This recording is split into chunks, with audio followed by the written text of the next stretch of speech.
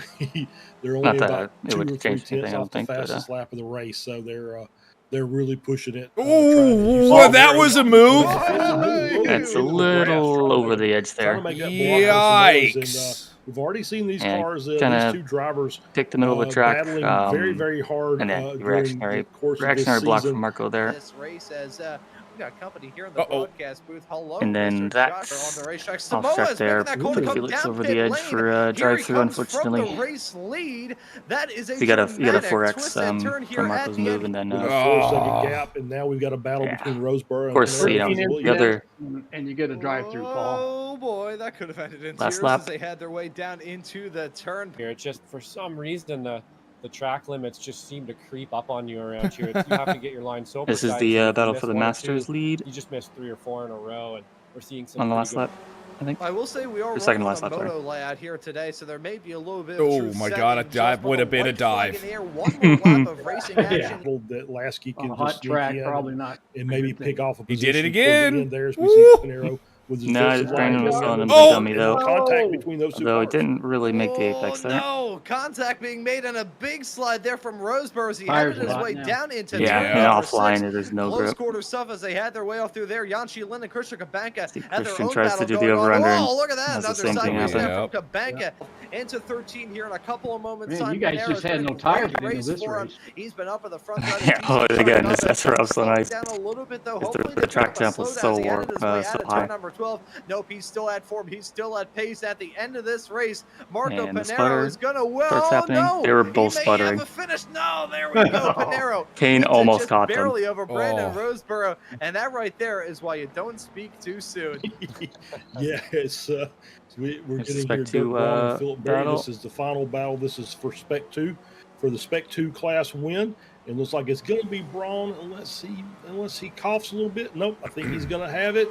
Let's go, And, it will Dirk. be Braun taking Great the job, Spec Dirk. 2 victory over Phil Berry. No, he didn't. And, a few Again, he seconds realized left to when he go watched the here as, broadcast we've got that a he few won more Spec 2. cars, and it looks like Anyways, but yeah, let's Nunez go, is in Dirk and front Phil. of, Great race from Brewster them. there, and that's going to be your Masters And then class Kurt. win for Kurt gets the Nichols. Masters win. Let's go, Well Kurt. done, by both those guys. They had a nice little battle there in the final couple of laps. Cool track. Yeah, and, great job. Battle for the win in all 3 Out classes. here, and you can take a That's look at good. the crashes and our winners today. Have a good one, boys. Take it easy. Have a good one. We just, I forgot this no. is something that you do, Stevie. Oh, You man. guys- That at the end, was I'm up. We're wondering, like, man, these guys are really pissed at each other. What's going gracious, on? who was that You start coming saving into it for when Yeah, it's look what they did to my car. I don't know what I did to them. That's what it looks like. Weekend Warrior edition. Oh, we Have got a little Scott fun Russell after the and race. Jason Green merged within each other. Jason will usually I'm not scope really out sure what to a say, jump so I for think us I will somewhere. swiftly And if and there's no abruptly move jump, on he and have a finds look at something the for it. results at the end Yeah. of this Yeah, race. there's no jump, unfortunately, so we just congregated on the outside of the hairpin there. SRF's on ice. That's what that shouldn't be. Say 2025 season 3 round 5. It should just say SRF's on ice up there. But great job, Marco Pinero. Brandon Roseboro had a heck of a battle. I know Felix was involved in that. Bit of I'm going to say it, and you can yell at me if you want. Questionable blocking. Let's say. But yeah. Anyways, Marco Pinero takes the win. Brandon Roseboro in second. Kane Lasky rounds out the top 3. Now down there.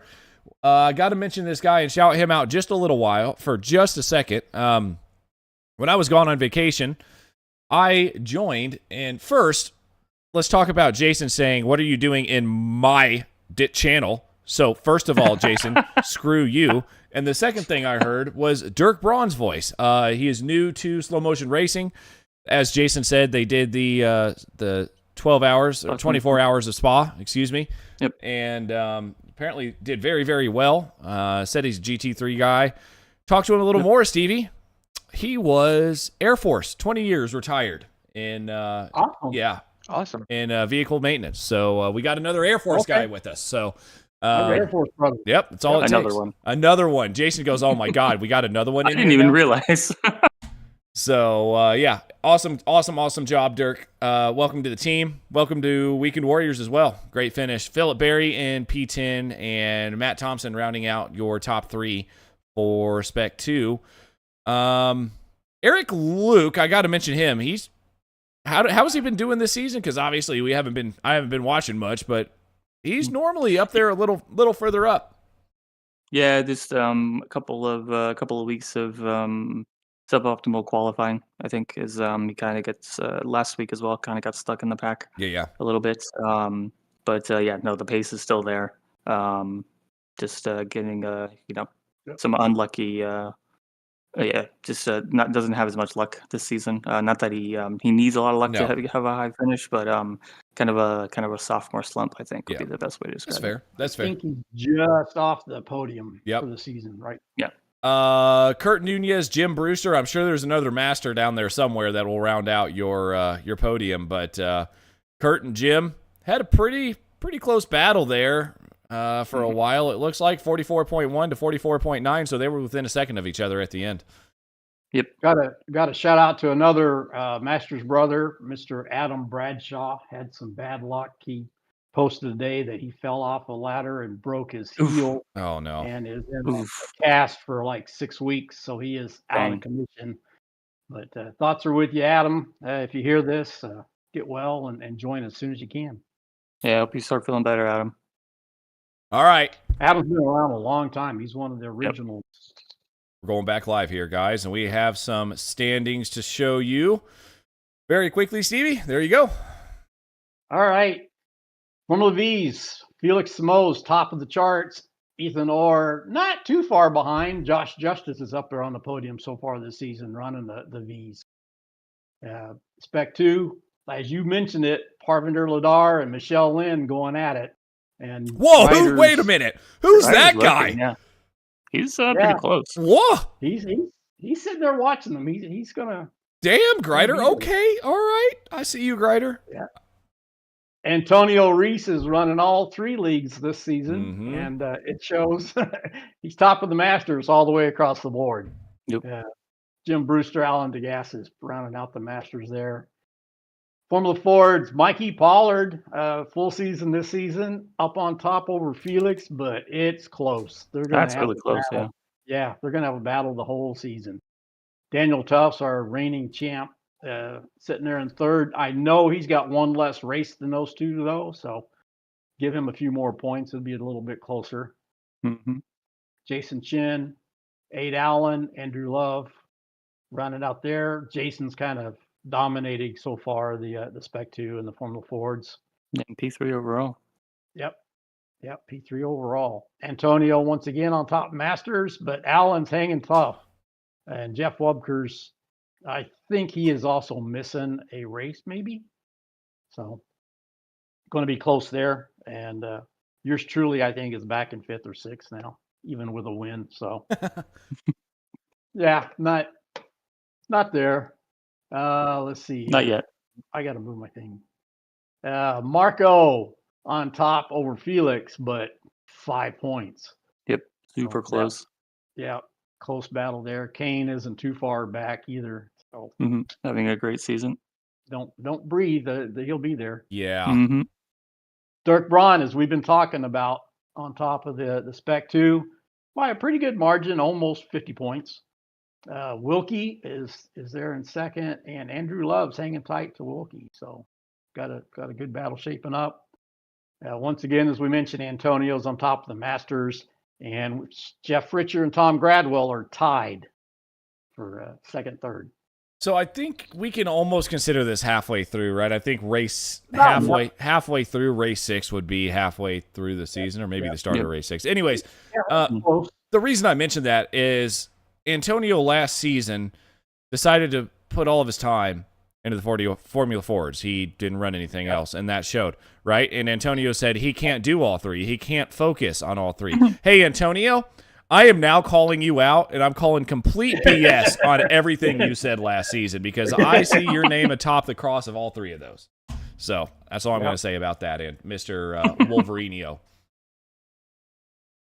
Wolveronio. That's right, Wolveronio. My bad, Antonio. And he also called me Adam Antonio a little earlier, so I think I might be part. I know, it's not bad. I'd take that. All right. Thanks for hanging with us, Paul. Hope you enjoyed that. Yeah, it's always good to see how the races go, man. I love seeing this stuff. Yeah. So we had you with the Weekend Warriors couple of years ago anyway, every once in a while. But Always Yeah. welcome back. The SCCA group on Tuesday nights coming up this fall. So I know I used to run Spec Racer 4 with you guys, and I think I think I embarrassed myself just way too much. I always take for granted just how difficult those things are to drive. Because you drive like the supercars on iRacing, and I always tell myself, if you can drive that, you can drive anything. That is not. I think that's true for pretty much every car except the Spec Racer 4, because that thing is it's just so unique. It's so unique in the way it drives and handles. yeah, they've improved it a bit with the tire modeling and the Gen 3 since you were in Yeah. there, but the Okay. tires have really helped quite a bit in the last couple of seasons. So Yeah, Well, if now you I'm haven't having driven it on the Gen 3, highly recommend it. Trying it again, it's way better now. yeah. So Mr. Paul Slavonik, as I said in the thumbnail, this is the guy that's done it all. I mean, he's real world race, sim raced, author, musician, photographer, you name it. This guy's been around motorsports and done a lot. So appreciate you joining us. Like kind of mentioned, we go back to the early like SCCA esports days in 2000 or whatever it was. So Yeah, that was during lockdown. That was yeah, that was all the SCCA we had. I mean, and yeah, that was my chance to jump in and just like be a part of that group really for the first time, as I had really tried, and now there wasn't a cost factor associated with that. yeah, So yeah, I mean, I think some people took it for granted, but it's, yeah. we were wadding all kinds of cars up, but it was fun. It gave us the racing and that I think everyone really needed, and I made some good friends along the way too that I still keep in contact today. Yep. Well, I always kick off this segment, and I kind of mentioned to you, but I always ask. I stole a page from Brian Belinsky, and he's going to join us next week. So I got interviewed by him Sunday for a segment coming up. How are you going to ask? How are you going to ask him the question that he always asked everybody else, Stevie? That's going to be interesting. Yeah, yeah. I don't know. We'll have to see how that goes. Anyway, Paul, how did you get started with sim racing? Where did that come? How did that fit in with your real world? All that kind of stuff. Where did that start? Oh man, see, I don't come from a racing family at all, so I'm just like the dark horse of or I don't know, you call it the black sheep or whatever. So I was never really into the sim racing stuff until much to the dismay of my wife, until after we got married. So when I was a kid, I liked NASCAR. I think I'm a Days of Thunder guy or kid, I should say. So Tom Cruise pretty much like shaped my childhood with Top Gun and Days of Thunder.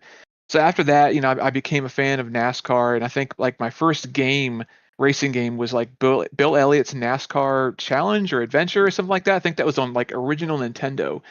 Oh yeah. But that was really it. Like I played a little bit of like Gran Turismo and Forza when it came out, or Forza, however, I don't know, it's not even sure how you pronounce it. But it really wasn't until yeah, like I said, after I got married and we started watching Top Gear of all the shows, and Yes. it kind of just rekindled a passion that I guess I kind of had all along, and I never really knew it, but just ripped it wide open. And we'd just be sitting there watching it for hours just during dinner and just keep watching it. And then when I started working at it was actually my first job out of college. I graduated much later than most people. I was sitting at my desk one day and I was just having lunch and I just wanted to watch some racing on YouTube. So I just did a general YouTube search, best final lap ever. And these two guys that I'd never heard of before showed up. Racing these cars I'd never heard of on a track I'd never heard of. And these announcers talking in this weird accent. There's this guy named Jamie Wincup and this young whippersnapper at the time named Shane Van Gisbergen, who's now all rage. Man. And this is back when he was a Ford driver, and this was like Gold Coast back when he was. It may have been Shane's rookie season. It may have been his rookie season, but those two were just going at it, just tooth and nail. And I had never seen anything like that before. I mean, I watched Davey Alice. Like I got Davey right Yes. here. Davey's he's my original hero from when I was a kid, and I've seen him go toe to toe with like Dale Earnhardt Sr. But to see these big stock cars going on a road course, I didn't even know what a road course was at the time. It just like I wanted more of that, so it just became all things. At the time, it was a V8 supercars. Yep.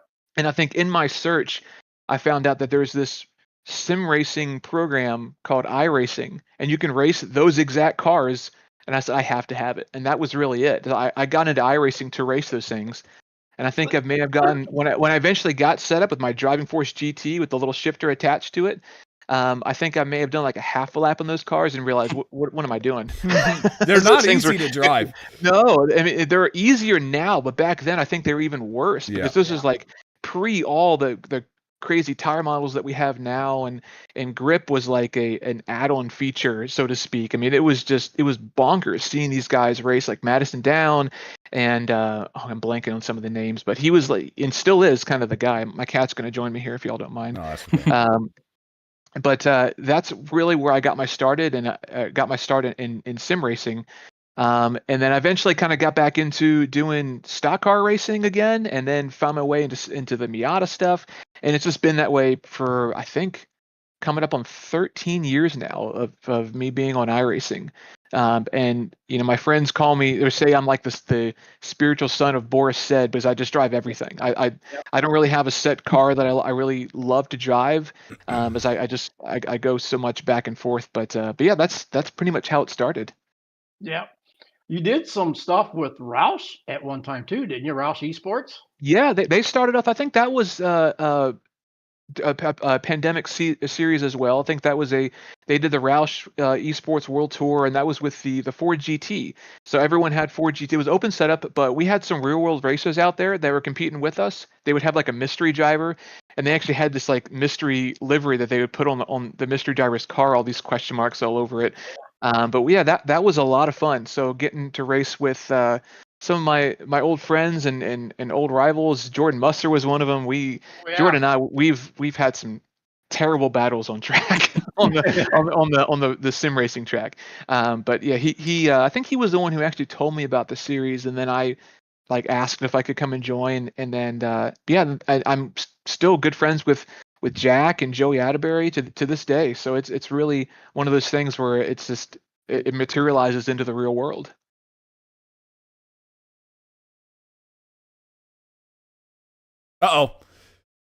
Stevie's going through one of his things, but yeah.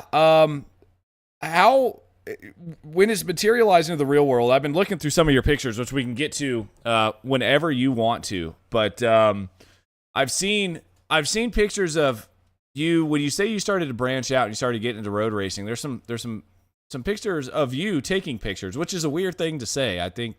I mean, a photographer taking pictures of a photographer is an interesting thing. Well, I'm gonna correct y'all. So I'm actually a videographer. So okay. I do motorsport videography. So one of the teams, a local team here in the Dallas Fort Worth area, they're called Rapscallion Motorsports. So I will occasionally film for them whenever they do like World Racing League events or Grid Life. So I've done a lot of work for them. Another driver, pro driver that I got to work with, his name is Chris Coffey. He races in the Trans Am series in the GT class. He's actually like a multi-time race winner and GT class champion. He races a Maserati GT4. So I've done some video work for him. So and then I would like just show up to NASA events and SCCA races and everything, and just do some filming and actually sold a Miata to buy a big bazooka 60 to 600 millimeter lens and everything. Is that the big bazooka? Yeah, that is the big bazooka. And I believe his name is Scott Elkins, I believe. He saw me, and I did not see him at all. I had no idea. It looks like I'm posing for this picture. I had no idea he was even there. I would have smiled or something. But when you're there, like at this race, it was at Circuit of the Americas for World Racing League, I think last year in December. And it was raining, it was cold, and I was just miserable. But at the same time, it's like, whenever it's raining on a racetrack, that's like the best time to get footage because the lights are shining through the water mist and everything like that. So you just have to grit and bear it and just make the most of it. And I got a lot of good stuff out of it. But I look at that picture now and I just was like, man, I was not happy. Yeah, well, I mean, you say you look like you were posing, but you can kind of see the anger there. You can see like the look, like all like the life has left your eyes, and you're just like, what am I doing here? It looks like an action shot. It looks like an action shot. Like, it's really intense. It's a serious situation. I'm gonna get this footage. How did the events of my life lead me to this point? Here, let's do this. While we're on these pictures, I'm just going to go back to front here, and this is the first one I think I got from Stevie. So, kind of talk us through all this. Yeah, so I started doing SCCA time trials with it used to be my daily driver. It's a 2011 V6. Don't joke me. V6, 6-speed manual transmission Mustang. At least it's a manual.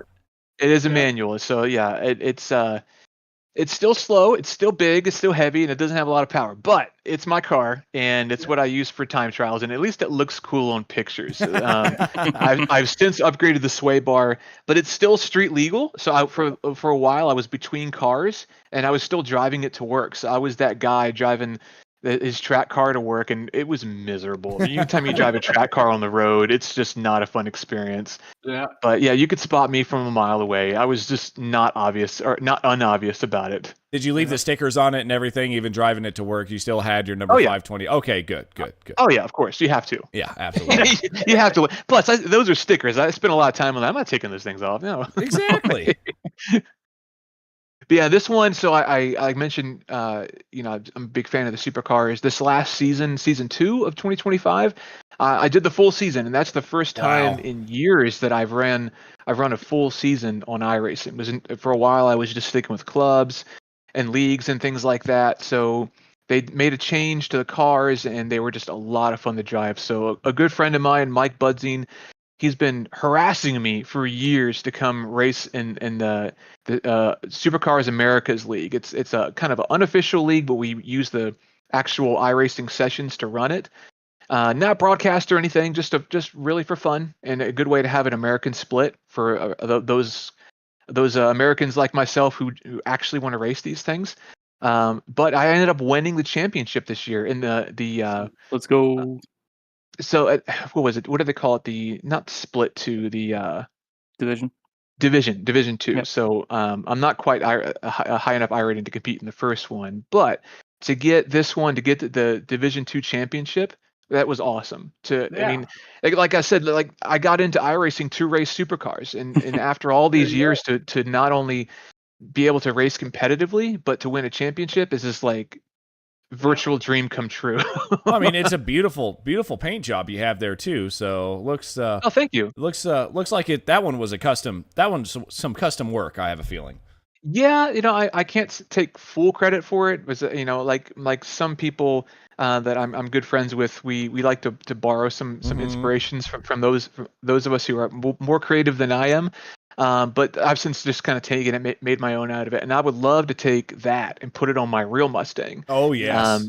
So I named my real Mustang Duke Silver. Those of us who like Parks and Rec, you'll catch the reference. He doesn't play jazz or anything like that. But I want the car to look like that. With it won't look as cool because it's not a newer car, but still it'll look close. Oh, that's angry Paul. And that's when I'm not soaking wet. So that was at a Grid Life event. Oh no, I'm sorry. This was at PSSA. This was a sports car division at Circuit of the Americas. So I was there with Rapscallion. Rapscallion is sponsored by Sunoco. So we had a bunch of Sunoco cars. We had the Red Dragon out there. You see some Rush SRs in the background. We had Radicals. So pretty much all prototype cars or anything that classifies as a prototype. So and it's really cool. It's just to see all these cars competing together. But then the young lady there is JC. She is loads of personality, and I'm trying to get her to open up on camera, and she's slowly but surely doing that. Oh man, there's some story here. Here we go. So 2014, year of living infamy. So I think I'd been on iRacing for a year or two, maybe 2 years, I think, and not very experienced. I had never done any racing before, ever, not even like on a karting track. And I wanted to get involved, so I saw an opening through, I think it may have been on iRacing, back on the old forums. It was a Champ car. That back in the day was Chump Car. Yep. And they were looking to start a team, and it was local here in the Dallas-Fort Worth area. So I joined up with another guy, and then eventually my still good friend Daniel Johnson joined up as well. And we were building I think it was a 1990 Toyota Celica, and we swapped it with a 2JZ motor in there. The thing was a tub of crap. I'm not even going to exaggerate. It was horrible to drive. But what started off as a Chump Car team that's when WRL formed. And we're like, well, why race against these crap can cars when we can go race against Porsches and Corvettes and everything like that? And I'm like standing there in the corner thinking, I want to race against the crap can cars. I don't know what I'm doing. So I got that at Hallett, that patch. So I was at the first time WRL ever went to Hallett. I bought that patch more as a memory because for all I knew, this could have been it. And it almost was. When I got into the car to do my stint, there were a lot of firsts that were happening. First of all, this should have never happened, like in any stretch of the imagination. When I got in that car and left pit lane, that was the first time I'd ever even seen the track on Hallett. We didn't do a track walk or anything. I'm learning the track as I'm exiting pit lane. It was my first time on a track with other cars. I'd done some times in the Celica at Eagles Canyon before it was completely repaved and it's all nice now. But it was all empty track, and it was my first ever race. So all kinds of firsts. So I'm going out there it's basically like throwing a rock at a hornet's nest and just seeing how many times you can run through it. So if you're familiar with WRL, they do 2 races, a Saturday and a Sunday at Hallett, and then they flip the track. So that way on the Sunday, you're running it clockwise. That Saturday, I think we blew a clutch out and we'd spent the majority of the time just replacing the clutch. So I think I was in the car for maybe 30 minutes. And we came back in and just put the other driver in. So it went okay, but then we were all like, all right, Sunday, let's be competitive. Competitive for me meant, unfortunately, putting the car in the fence on my outlap. So that was my first time ever like wrecking a car. So I was just absolutely horrified in that car, thinking I'm the guy that just wrecked the car. We were able to continue, albeit just not as pretty as it was. Pretty is a drastic understatement to begin with, but yeah, that was how I went out and with WRL. And the reason I took this picture with the Rapscallion car behind is because in 2024 I did another WRL race, and it was my first one since that time, since 2014. And so I got to drive that Miata from Rapscallion. And when I say Miata, this is like done up Miata, paddle shift and everything. Really, really nice car. Mixed conditions. It was raining in the morning. So it was a testament to me that I can still go out there and do it. I've done some track time in the Rush SR, years and years of sim racing experience. And I went out there and I did it. And my lap times kept improving and improving. And I was actually mad when they said pit this time, the driver swap. I'm like, no, fill it back up and send me out again. I want to keep going. I'm not getting out. But yeah, that was a lot of fun. And yeah, these cars, the Rush SR, man, those things are a blast to drive. Yeah, this Rapscallion is the one that those guys that I keep mentioning. Looks amazing. Yeah, it's a basically like a baby prototype. It's a 1,000cc engine strapped to the back, paddle shift, clutchless shifting all around. I mean, the thing just screams. I mean, the racing is so tight. They put a new aero package on the front, so it's got an incredible amount of downforce, and it doesn't even use like full slicks. I think if it had slicks in, I think someone took slicks off of SRF. Spec Racer Ford and put it on there, and I think it tore the axle off or something like that. Wow. This is just so much downforce. So yeah, they're a blast to drive. They're very economical in terms of racing money. But yeah, man, I've gotten to. I think I did my NASA licensing program with the Rush SR at Crescent and in Crescent, Texas. But yeah, man, those things they're a hoot to drive. And then yeah, this was. Go ahead. Oh, you're fine. No, this is a good story. I actually, speaking of supercars, and my friend Mike, who kind of encouraged me to race in this past season too. This is a picture of when we won the Bathurst 1000. And we this was the second split. We did it incident free, which is just insane. Wow. Yeah. And we had an enormous gap, so it's just playing it safe and just being consistent and. To be able to have the Legacy Drive on there, which I'm sure we'll talk about, and then he runs Supercars Americas, and we all have kind of our sponsors on there. But to do that together, that up there is probably one of the best races on iRacing of my life. That was just an insanely fun, and I think we're going to try and do it again this year. Well, before we move on from that, then let me tell you, we might meet each other again. Maybe we'll see. We have a a friend in slow motion racing by the name of Brad Cathcart, who is from Australia. And I have basically been voluntold that I'm going to be running the Bathurst 1000 with him. Yep. So, yeah. So it sounds like it might be myself, JG2, and Brad in a car for the Bathurst 1000. So it's going to get pretty interesting here. So we might see you on track. 3 guys, 1 car. You know, you got to stick a traditional 2 guys. Yeah. Well, We'll you know. probably have more people. But Oh, yeah, you think so? We'll see. Maybe, I don't know. We'll see. But actually, I was going to ask you, Paul, when is that US split for the Supercar series? Oh, it's on Thursdays and Friday nights. I believe I think we may have had a time change, but I believe it's at 8:15 or 9:15, somewhere around there. But that Thursday nights is usually when the most people turn up for the Americas. But I'll have to look and see if it's the even or odd hour. It's usually around 8 or 9 p.m. Cool. Yeah, I might have to hop into a couple of those to actually learn the car before. Yeah, no kidding. The 1000. Yeah, I mean, it's a tricky car to drive. I mean, because Yeah. the tires fall off so fast. And if you're used to driving anything that has the letters G or T in it, then you need a lot of practice with that because it's just you can cook these things so fast, and then you're just nursing it home from lap 2 onward. Gotcha. Yeah, and this was the Roush Ford GT Mobile, so I had a lot of good races. Well, I think I won the first 2 races of that series in that car. So, yeah, it sounds like a fart can, but doesn't look half bad. No, it really doesn't. Oh my God, you're in another supercar here. Oh no, wait a minute. No, that's not. No, that's the FR 500. Yeah, that was esports. Yeah, that was during the COVID. I think that was Road Atlanta on there. So that was the first event that we hosted, and that was a multi-class race. I think we were out there with at the time was the original Porsche Cup car. Okay. And those things, man, those Porsche Cup cars were just a nightmare to drive at that point. So I think that was I forget the guy who won overall, but I had a lot of good battles in the SCCA group in that car because it's if you know how to just maintain the tires, again, tires are so important with these big heavy Mustangs.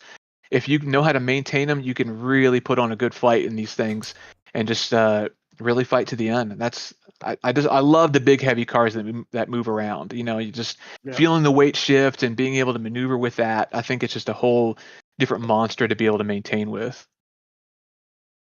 Here it is. And then there it is. He has not written 1. He has written 2.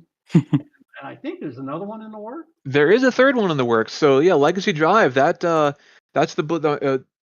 whole series. The Legacy Drive series is a motorsport fiction series that centers around the Watson family.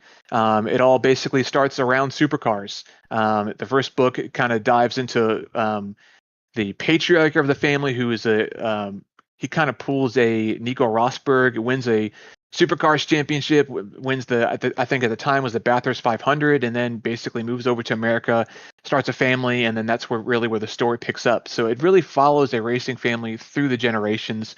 It takes us back to the Bathurst 1000. It takes us to the Daytona 24, and then in the third book, that's going to have another big race in there too. So it's going to be a whole legacy story of the lineage of this family. Yeah, and I see Mr. Roush there as the forward on that. Yeah. Talking about real world connections, with the Roush series, I was able to talk to Jack Roush Jr. and asked him if he'd be willing to write a foreword for the second book, and he was more than happy to do that. So, awesome. Yeah, after he read the first one, he actually called me up, and he was on. Actually, I was on vacation at the time, and he's like, that story sounds vaguely familiar to my life story. When did you start writing that book? And I was like, no, I wrote it before I met you, man. But there's so many racing families out there. When you talk about the Roushes, you talk about the Earnhardts. There's so much lineage that just gets passed down from generation to generation, and I felt appropriate to write a story about that. You mentioned to me before also that the SCCA esports program had some kind of influence into that, didn't it? Well, I think it actually goes back to before that. So it goes back to the again the supercars on iRacing. That Gold Coast race that I watched during my lunch break. It not only got me into iRacing, And it didn't. It not only got me into the supercars, but it was really kind of the birth of this novel too. When iRacing eventually released Mount Panorama Bathurst, I bought it the day it came out, and I think it took me like 30 minutes to learn the track. I mean, I flipped that car so many times. I should have got like they should have given me some iRacing credits for that. Seriously, that was just some very impressive flips. After like 30 minutes, you get into a groove. You got the wheel. You're just kind of coasting. I wasn't very good then. I think I was just happy to be getting laps. And at that time, I think I was coming through a section of the track called the cutting, and I just got I can only describe as a vision when I was driving this car. It sounds like I'm on like psychedelics or anything like that, but I promise I'm not. Straight as an arrow. But I had this full vision of someone driving this car, the supercar at Bathurst, the Bathurst 1000. But it was more than just a race. It's like there was something else at stake, and it was so profound that it just stuck with me for like the days that followed. I remember thinking, man, I hope someone makes a movie off of something like this. It'd be really, really awesome. And then it just clicked on me because I've been interested in writing a book in the past. I think I've tried twice before at that point, and I failed miserably. Like as soon as I get the dialogue, I just stop. I just can't hear it in my head. But with Legacy Drive, it's like it wouldn't leave me alone. It was one of those things where the vision was just like so profound. I had to write it. And even now, where I'm starting on book 3, it still doesn't leave me alone. Like the first 2, yeah, they left me alone now. But now with this 3rd book, like it's so much is culminating to the end. It's just one of those things where it's that race that I watched on a lunch break ultimately led to this Legacy Drive series, and it's basically changed and shaped my life. I never thought I'd be an author, much less a motorsport fiction author. I don't write based on what people want to read, because if I did, I wouldn't have ever written motorsport fiction. I write stories that I want to read, and this is something that I'm incredibly passionate about. So yeah, I mean, it's one of those things where I never thought that I would be in this position. That's pretty cool. It's looking forward to seeing that 3rd one come out. Legacy Drive available on Amazon and apparently on Audible as well. Yeah, I got the audiobooks and I everything. definitely have to check that out. Yeah, the audiobooks, really getting those was just the game changer. That's hearing the incredible. characters, Yeah. and these are self-published books, so I don't have a publisher behind me. Like on some of the pictures of my iRacing cars, you'll see DMG United. That's my LLC, so I'll publish through that. I do all my video production work through that, but all of this is pretty much self-funded. So we talked about some of the motorsport videography that I do. Something else I do on the side, and not nearly as much, but I film weddings on the side. And I've filmed, I want to say 160, 170 weddings at this point. It's crazy. I've seen like everything that could possibly go wrong at a wedding. I've seen that. But I use that to help pay for the racing stuff, and also to help pay for the book stuff, because it's not cheap. I mean, it's when you start factoring in editors and 2 editors for one book, and then cover artists and then audiobook, it's like you're getting into the 5 figures just to make sure that it gets up to the standard that I want. Because I want this to be something I look back on 20, 30 years from now and be proud that, I put the extra effort in, I put the extra money in there, the time it takes to really make sure that it's a polished product. Even if no one ever reads it, it's something that I can look at and say, what, I did that, and I'm proud of that. Well, I just told my wife I know what I wanted for Christmas, so hopefully she gets me an early Christmas present. So, yeah, you've got at least one person that's going to read them all. I can tell you that much. But I might not read them, but I'm definitely going to listen to them.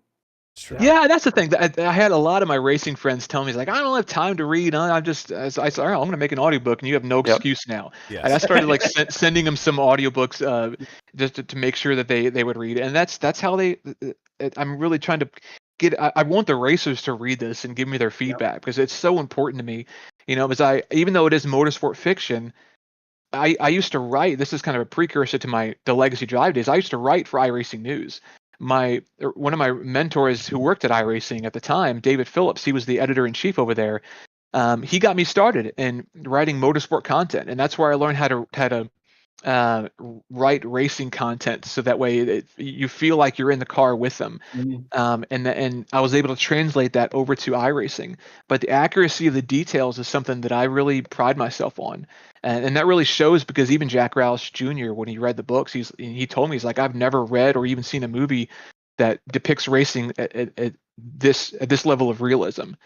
And that's my goal. Like when you're either listening to the book or reading the book, I want you to feel like you're in the car with the characters, because there's a lot more going on outside of just the racing content.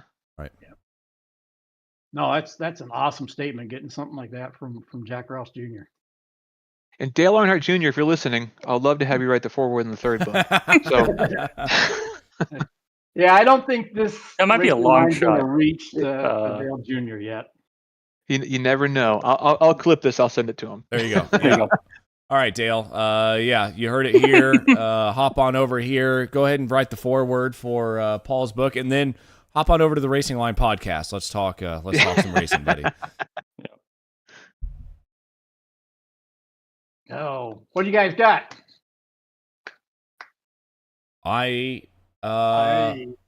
Let's see. Got to ask at least one crazy question here. Jason, you first. I'll think of something. How long, sorry if you said this already, but how long of a process was that to kind of from like kind of that inspiration to actually like finishing the first book? How long of a process was that? That was 6 years. Wow. And that was, yeah, I mean, that was, again, it never left me alone, but I didn't know how to write a book, and I still really, I could probably tell you, I don't know how to do it. I just kind of get the words together until it's in a somewhat structure. But I mean, it was literally no notes or anything, just all right here in the head, starting page 1 and just going straight through, which is like the worst way to write a book, because once you get stuck somewhere, you feel like you can't go anywhere until you get past that. So the writer's block was just full stream. And you would just get struck with a bit of inspiration, and then you'd start writing for a few days, few weeks, and then get stuck again, wait a few months, rinse and repeat, come back, and 6 years later, I'm pulling it out of a box to see the paperback versions of it. I don't even want to tell you how long I took to write mine. Yeah, mine's totally different though, because I went on my background to be an instructor and a trainer, and sim, all that kind of stuff. And I've told you, and I've told others, I use some AI to help me. Yeah. And I'm not a writer as well, and AI helped me lay the book out in the right format and context and everything. So the mechanics of it, I really depended on AI to lay it out, and I made some minor changes. But I put in my word and it would come out with something. I said, no, let's do it this way. But yeah, that's how I did mine. And it's said it's not a fiction or nothing, so I had data or things to say, and the paragraphs and all that I wanted to put in there.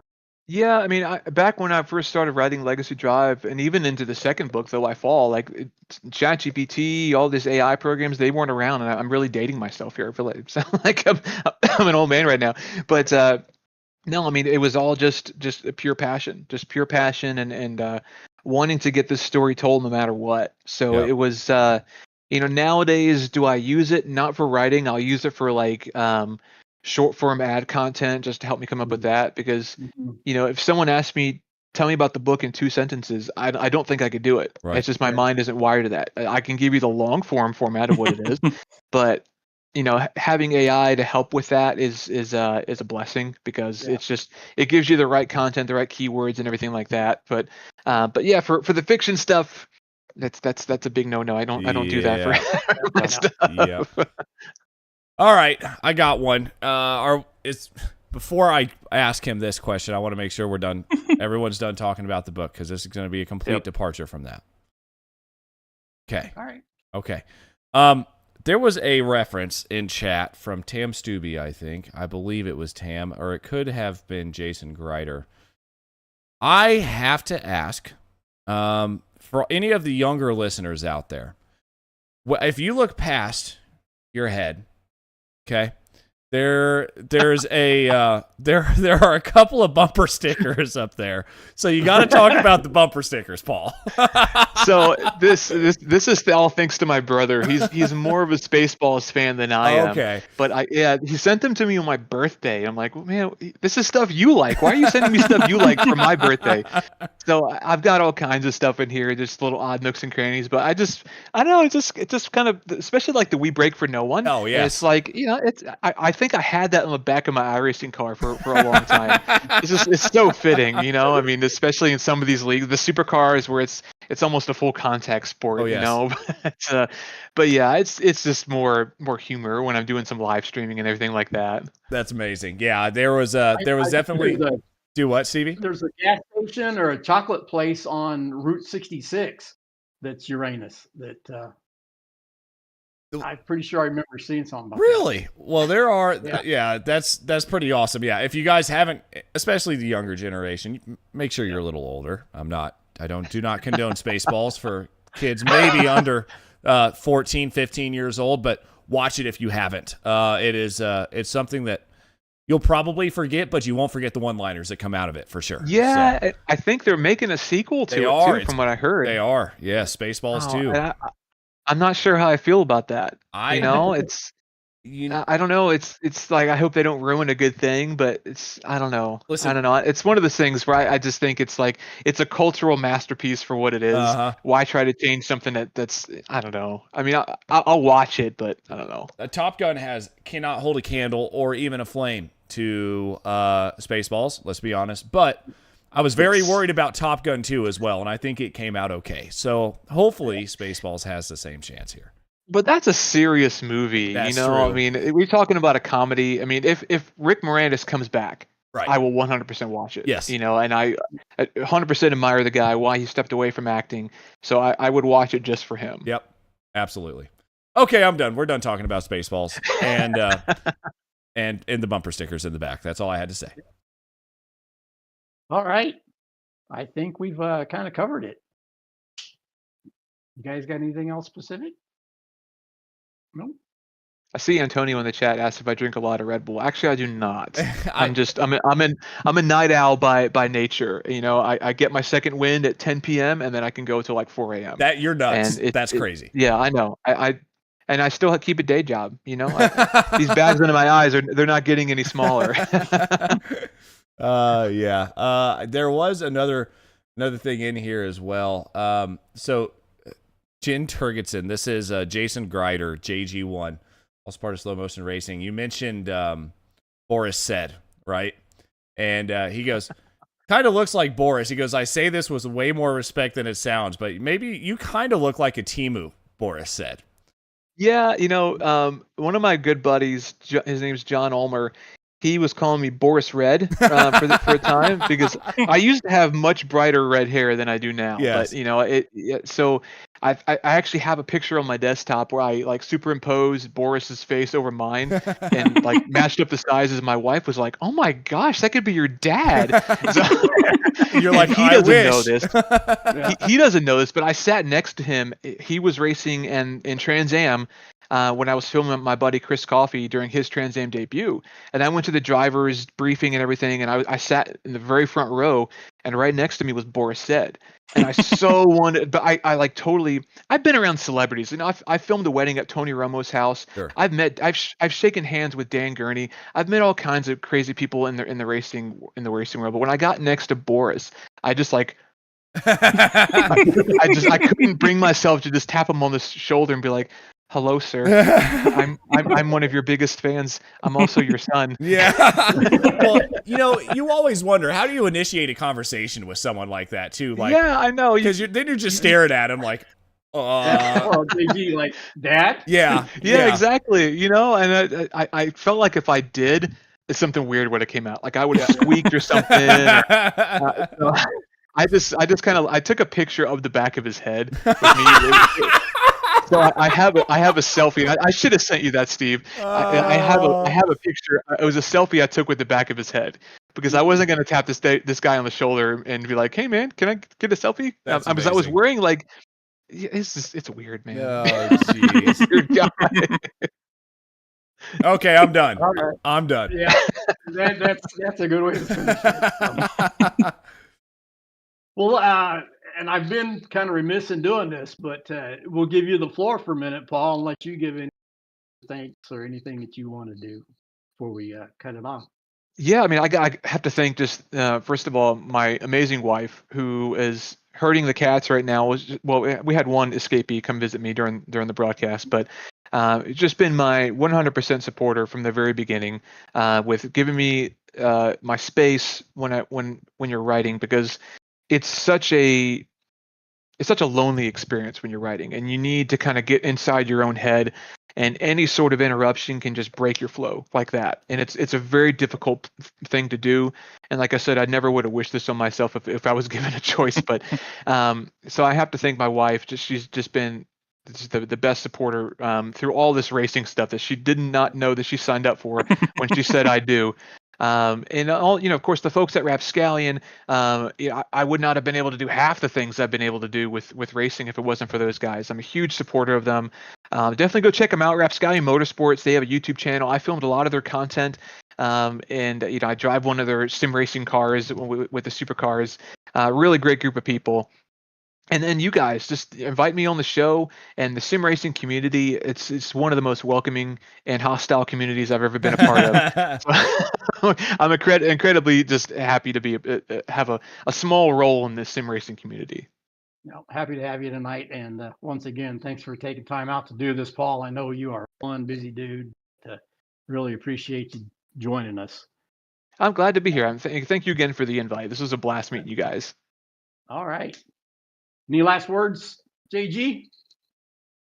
Just a huge shout out to Paul for putting two books together without being a writer. And I only have a small patch of gray hair, so see, this is why the camera's facing my good side, so you can't see all the gray hair on this side. It's my thinking beard, right? My thinking spot right here. I don't know if y'all noticed, but my internet briefly froze for a second as I was downloading the audiobook. So I'll let you know if I have any feedback for you there, Paul.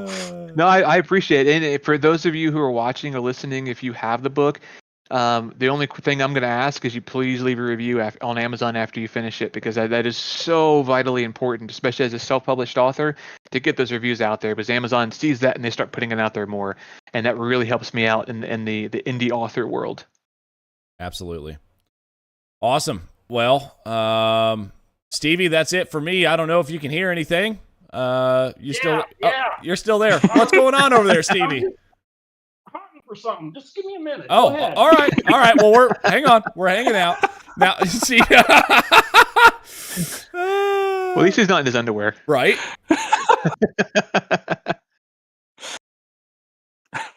So, Paul, this is normally how I end the show, but Stevie's doing something here. So let's figure out what he's hunting for something. Give him a minute. Yeah, I'm gonna give him a second here. He's still hunting. This must be important, Paul. Oh, I think you might have. Oh, I know what it is. Uh-oh. To quote Wayne's World, if it's a severed head, I'm going to be very disappointed. What? If it's a what? If it's a severed head, I'm going to be very disappointed. There we go. There it is. Yes. Hey, that's the original first edition too. As now it doesn't have the little shiny cover on there, so that'll be worth some money one day. Did I sign that? I did sign that for you. No I was just way. about to ask if you got it signed. That's awesome. That's right. I came to your house to drop that off for you. My house and get it to me. That's amazing. Yep, I should have had that out a while ago. I forgot to get it ready. All right. I think with that, we will call it a wrap. This is episode 42. I forgot to say that too. We're getting old. We are. I saw a highlight something about we're coming up. Correct answer. Yep. So, yeah. All right, guys. Thanks a lot. Thanks, Paul. Thanks, Adam. Thanks, JG, for work on the highlights. Appreciate you guys. Awesome. With that, we'll call it a wrap, and we will see you next week. See you guys. Take care, guys. Thank you, guys.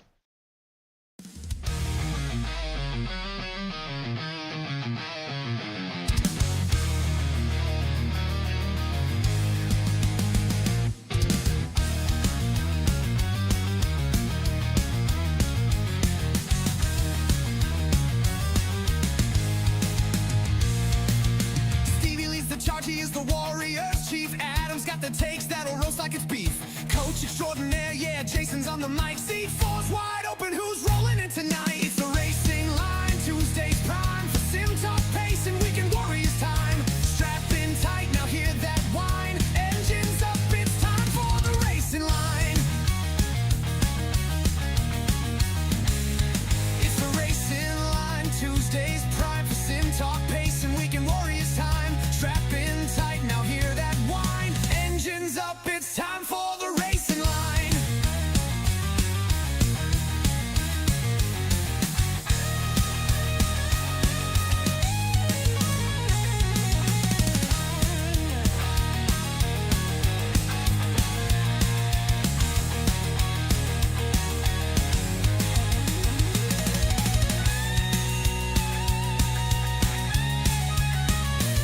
It's the Racing Line, Tuesdays prime for sim talk, pace, and weekend warriors time. Strap in tight now. Appreciate your time, Frank.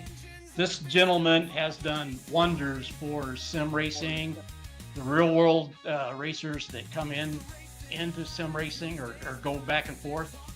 Frank's responsible to get some guys out on track. So without further ado, Mr. Frank Swartz, Grass Paddock Motorsports, tell us what you do.